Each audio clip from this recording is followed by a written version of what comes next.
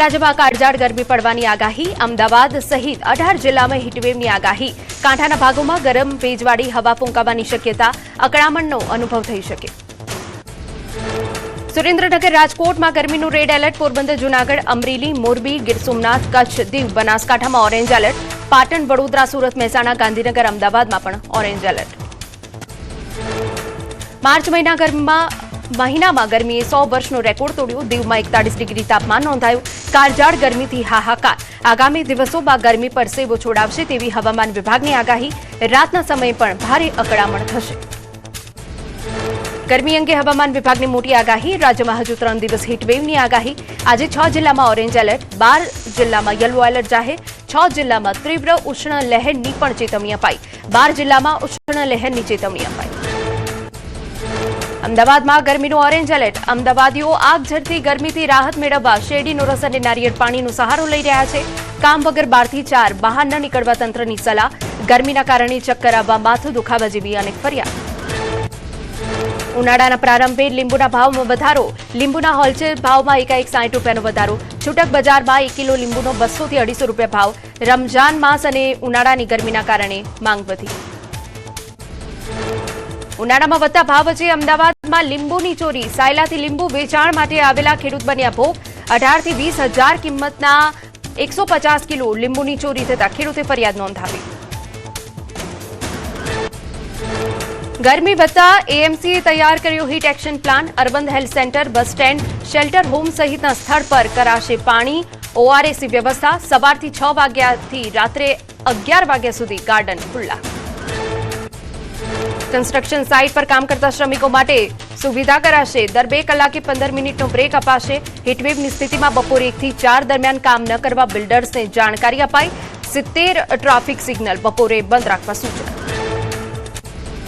સુરતમાં ગરમી વધતા પક્ષીઓ માટે પાણીના કુંડા વિતરણનો કાર્યક્રમ યોજાયો જિંદગી જીવદયા અભિયાન ટ્રસ્ટ અને પોલીસે કામગીરી કરી ગરમીમાં પક્ષીઓ માટે ઘરની બહાર કુંડામાં પાણી રાખવા નાગરિકોની અપીલ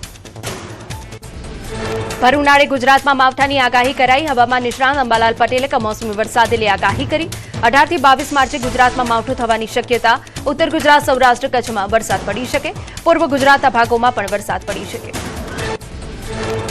યુદ્ધની સ્થિતિ વચ્ચે વડોદરામાં રાંધણ ગેસની અછત પાણીગેટ વિસ્તારની ગેસ એજન્સી બહાર લાંબી કતારો ફોન પર બુકિંગ ન થતા ગેસ એજન્સી પર લોકોના ધક્કા ગેસની અછત વર્તાતા નાગરિકો ચિંતિત વડોદરામાં ગેસની સ્થિતિ અંગે એજન્સીનું સૂચન ઘરેલું ગેસ સિલિન્ડરનો પૂરતો જથ્થો ઉપલબ્ધ હોવાની વાત કરી લોકોને ઘરે સિલિન્ડર મળી જશે સૂચના આપ્યા છતાં લોકો લાઇનમાં ઊભા રહેતા હોવાનો દાવો સુરતમાં કોમર્શિયલ ગેસ ન મળતા રેસ્ટોરન્ટ સંચાલકો પરેશાન થયા અઠવાગેટ ચોપાટી પાસે રેસ્ટોરન્ટ ચાલકોને ગેસ ન મળતા મુશ્કેલી 150 થી 200 લોકોની રસોઈ બનાવતા સંચાલકો ચિંતામાં મુકાયા સિલિન્ડરની કાળાબજારી થતી હોવાનો આરોપ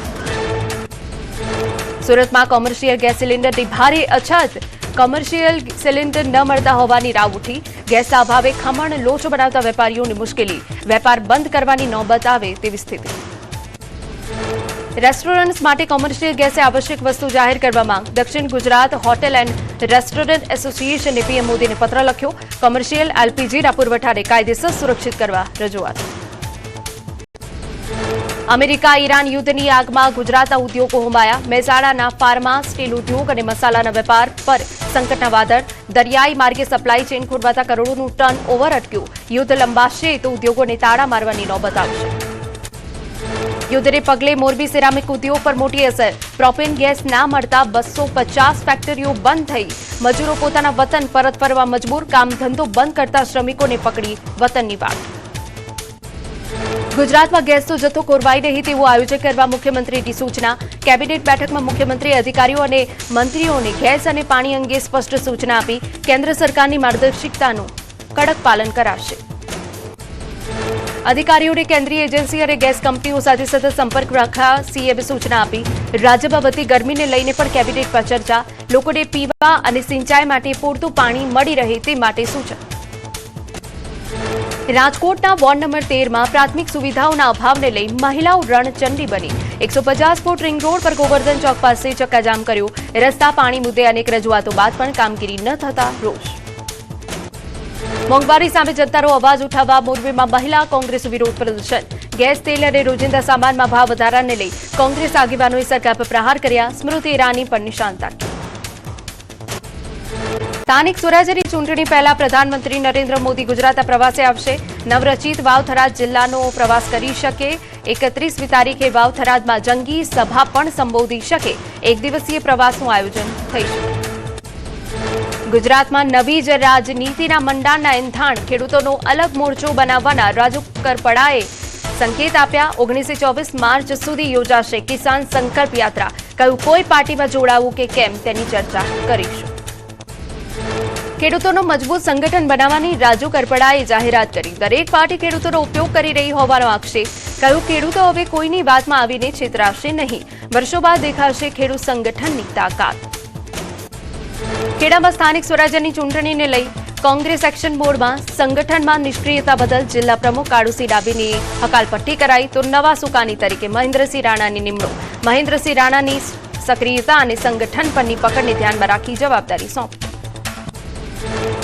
અમદાવાદના ખાનપુરમાં અનુસૂચિત જનજાતિ મોરચાના પ્રદેશ કાર્યાલયનો પ્રારંભ થયો.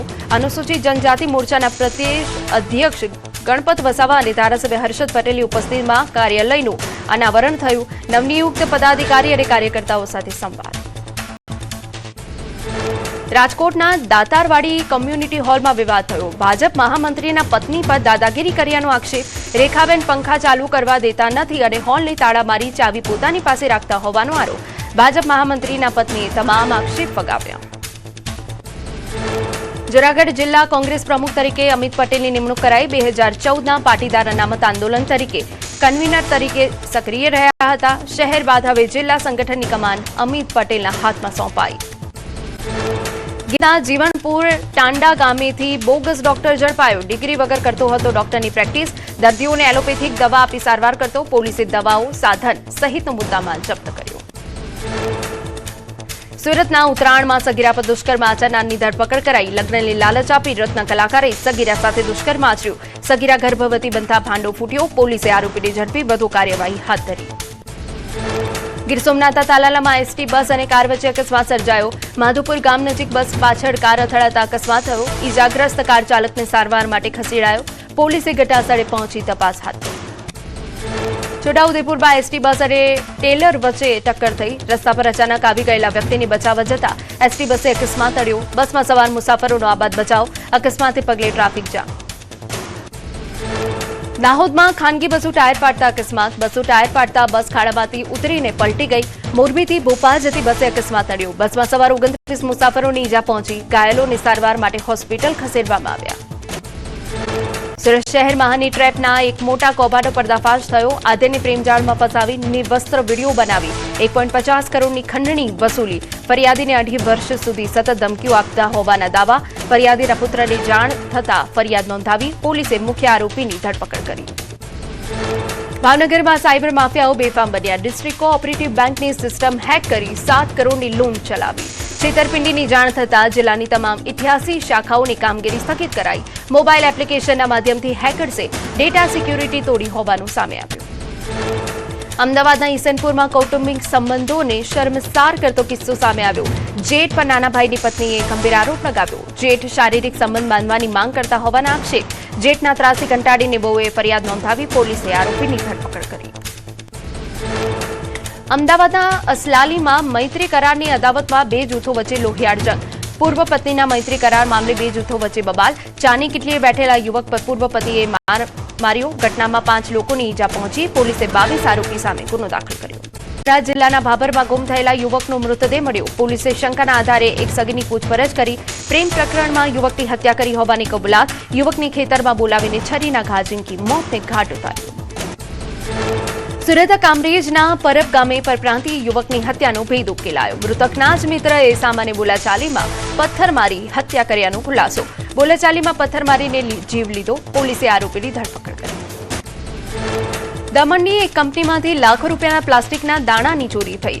1250 કિલો પ્લાસ્ટિક ગ્રેન્યુઅલી ચોરી થતા દમણ પોલીસ દોડતી થઈ. પોલીસે ગણતરીના કલાકમાં એક સગીર સહિત 3 આરોપીની ધરપકડ કરી. સુરતમાં 1 વર્ષ પહેલા ચોરીની ઘટનામાં ફરાર આરોપી અમદાવાદના ધોળકાથી ઝડપાયો. ભેસ્તાનમાં બિલ્ડરને વિશ્વાસમાં લઈ આરોપી 6 લાખથી વધુનો સામાન ભરેલું ટ્રેક્ટર લઈને ફરાર થયો. ક્રાઇમ બ્રાન્ચે બાતમીના આધારે આરોપીની ધરપકડ કરી.